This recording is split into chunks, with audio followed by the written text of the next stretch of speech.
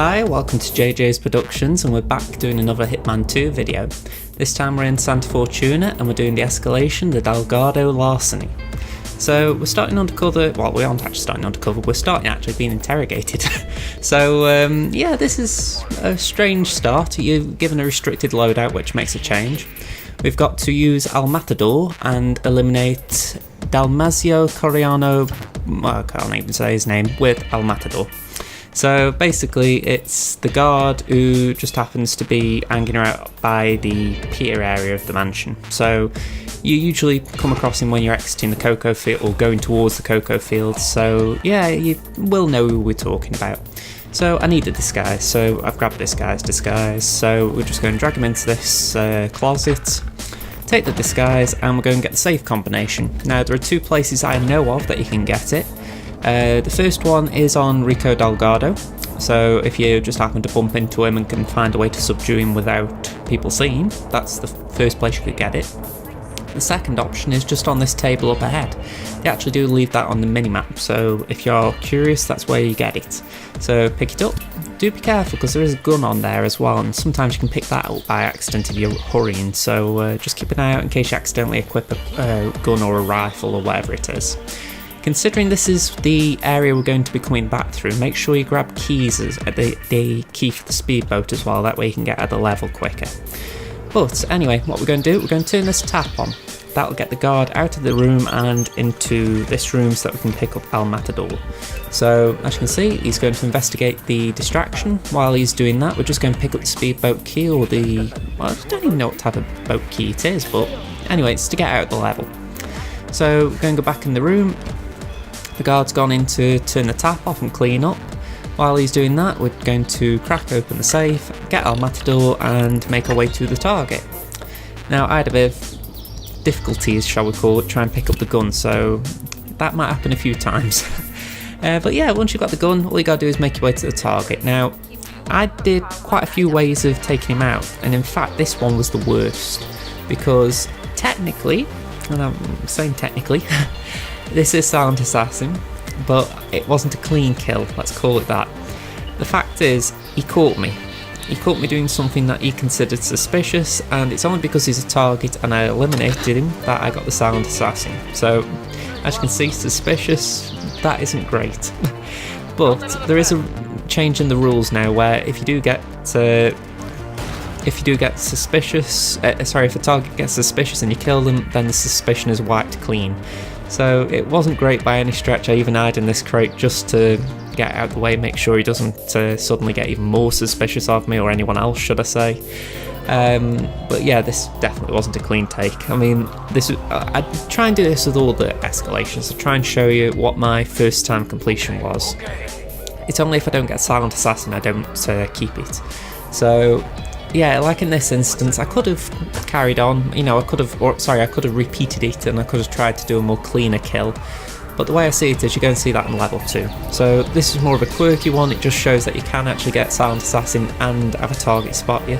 So yeah, I'm not too fussed about that one.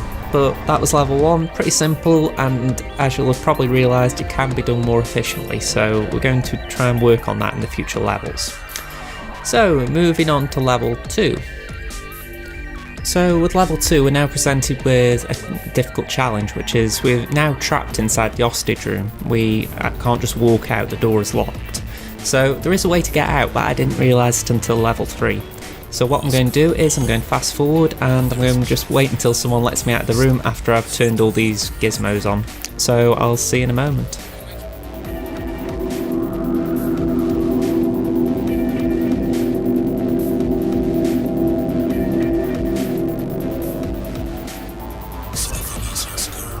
So, as you can see, we've got a guard who's just about to walk in. He will walk in because of the radio when it's turned off. I don't believe it's actually the dictaphone being on, I think it's the radio being turned on, as you'll see in level 3. But the idea is he comes in, so once he comes in, we can just walk out and we can actually do pretty much what we did level 1, with a little twist. So we're going to use the hammer and we're going to knock this guy out. We're also going to drag his body into a nearby crate. You do have the option of knocking the woman out as well, but in this instance I didn't feel the need to do it. So it's entirely up to you what you do there. So we're going to put the body in the crate, take the disguise, and we're also going to eliminate the first target. Well, the first target this time is a new target. He's the guy with the limp on this floor.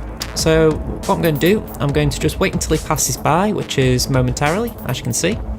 And what I do is I go and wait until he passes in the area. I'm going to throw the car battery, and he should walk into the puddle.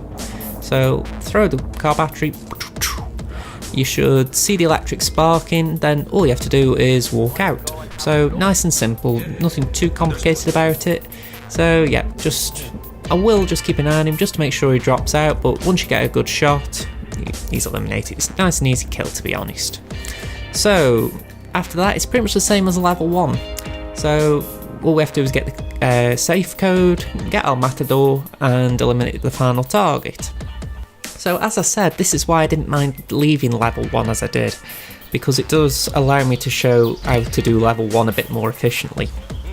So again, pick the safe code key up, we're going to go up 1 floor, and from here what we do is we're going to just, I think I actually get the boat key now, to be fair. I don't remember 100%. Yeah, here we go, we're going to get the boat key first, just to save coming back on ourselves. You know, you don't have to. I mean, if anything, there is a risk with that maid of getting caught, but there isn't much harm in it either. So as you can see, we're just going to run straight past that enforcer guard, we're going to turn the sync on, and it's the same as level 1 here. So nothing revolutionary. The main thing to look out for is Rico. At this point in his route, he can be coming back upstairs, so just keep an eye on the minimap just to make sure he doesn't come in the room just as you're doing naughty things. So as you can see, open up the safe, grab the gun, and from there all we gotta do is go to the target. So yep, again, nice and simple. The one thing I would say about this escalation that I wasn't particularly fond of is it didn't allow for much creativity. I feel like there were only a set number of ways you could do this, in the fact that you needed to use certain weapons and certain kill methods. I think the one that allowed the most creativity is actually that kill we've already completed in this level, the electrocution kill. Whereas Al Matador, you can do different things in a way, like I've done 3 different kills essentially for the 3 different routes, but in the end they are all Al Matador kills, you know, there isn't much difference amongst them. So I do get a little bit disappointed when I think about it that way, but it's just how it is really, you know. If they're going to set conditions like this, I'd rather a challenge like this than the Airwin Augment, but yeah, just a little disappointing I guess. So, turn the radio on, the target's coming this way, and what I decided to do was just get him into the area. I'm going to throw the pool ball just to keep him in this area, and then as soon as he's walking over here, I can just shoot him with our Matador. So fairly simple. So they see, go into his earpiece. I've heard strange noises, going to investigate, blah, blah, blah, blah, blah. You know, the usual guard rubbish. So I actually knocked him out here, I think, just for the idea that, you know, I want to make sure I didn't miss my shot. And I will admit, because of my controller, it is easy for me to miss my shot. As you can see, I'm playing the roulette wheel of inventory roulette wheel. So yeah, I don't even think I got my shot off. No, I didn't. This took 3 or 4 attempts because my controller kept aiming to the left. If you do not believe me, you're going to have to watch one of my live streams, because I do show on the face cam that I am not in control sometimes. It's so infuriating. I've had this controller since July last year. I'm going to have to send it back to Sony or something to try and get me a warranty or a guarantee or something on it. It's absolutely pathetic. Anyway, enough of the ranting about controllers. As before, that controller issue really stuffed me up, so once again I ended up in the crate. And yeah, I'm just waiting for these guards to chill, and then I'm going to head to the exit. So, level 2, I didn't enjoy it that much, I'll admit. The controller bugged me out, and I'll admit I didn't particularly enjoy being in the safe room for as long as I was. Not the safe room, the hostage room as long as I was. But yeah, it wasn't that bad. It's just, it gets annoying when you have to hang around like this. So, he's moving away, can get out of the crate, and we're going to the boat exit. It's quite strange really, because this is the 3rd escalation now in Santa Fortuna, and I'm sort of a little bit fed up with Santa Fortuna escalations now. I think of like another one in Mumbai, or the Isle, well, not even the Isle of Scale. I think there's been 2 there already. So yeah, I think I'm looking forward to another one in Whittleton Creek. We've got the Nolan Disinfection, but I think that they need another one there or in Mumbai, so let's see what they've got. Anyway, moving on to the escalation at hand, we've got level 3 now, and there's an added condition and an added target. The added target is the bodyguard in the Matador room, and we have to take him out with an explosion. And as for the added condition, we now have 80 seconds from picking up Matador to eliminate the target. So quite a challenge with that. Anyway, what we're going to do is this time we're immediately going to turn off that sound system. That will draw the guard who's walked out back in. At this point, we're just going to grab the goods and actually turn the dictaphone on just in case that helps. And what we do, we're just going to hang around here and we're just going to wait for the guard to come inside, and we're going to just let him turn the sound system back on. It's a bit funny how he doesn't realise 47's gone and cause a panic. You would have thought that'd be something that he would have done considering he just walked out, but hey ho. Anyway, what I'm going to do is I'm going to stab this wine barrel and I'm going to expose the wire on this plug. I'm then going to turn the plug on just over here, and that will eliminate the limping target. What's his name? Javier Van Lan, that one. Anyway, that's Javier dead. This is dead. I do like the electric kills. Anyway, just to make sure that he doesn't cause a problem, we're going to knock this guy out just so he doesn't see. Plus we need the disguise. So drag his body into the crate, and we're also going to change his disguise. The woman in the other room will just see his body, so she'll cause a bit of a panic, but as long as she doesn't see a change in disguises, there isn't a problem with that. So as you all know, accident kills, bodies found does not matter.